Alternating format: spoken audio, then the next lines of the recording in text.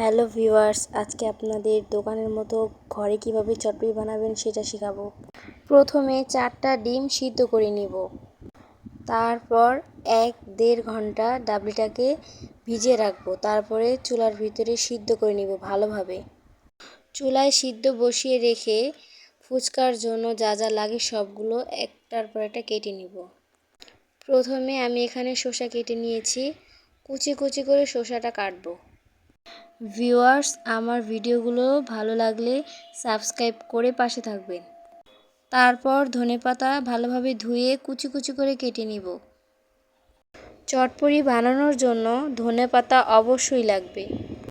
এখন আমি অনেকগুলো কাঁচামরিচ কুচি কুচি করে কেটে নিয়েছি।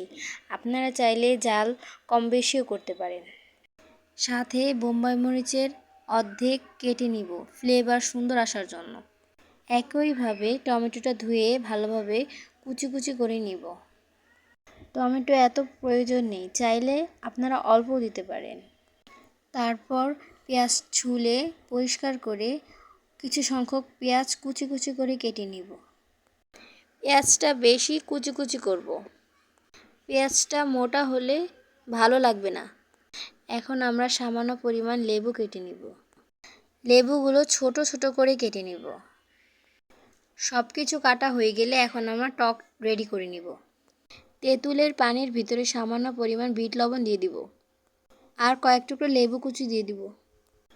ডাবলিগুলো সিদ্ধ হয়ে গেছে। নামানোর আগে সামান্য পরিমাণ টেস্টি সল্ট দিয়ে নামিয়ে নিব। এখন আমরা চটপটিটা তৈরি করে নিব। প্রথমে টমেটো কুচি, তারপর শসা কুচি, তারপর ধনেপাতা কুচি দিয়ে দিব। তারপর পরিমাণ মতো মরিচ দিয়ে দিব। তারপর 1 চামচ পেঁয়াজ কুচি দিব। তারপর 1 চামচ টাইগার মশলা দিয়ে দিব। এই মশলাটা সব ফুচকা চটপটি দোকানে ব্যবহার করা হয়। সব কিছু একসাথে মিক্স করার পর গরম গরম ডাবলিটা এর ভিতরে দিয়ে দিব। তারপর ডাবলিগুলোকে সব কিছুর সাথে ভালোভাবে মিশিয়ে নিব।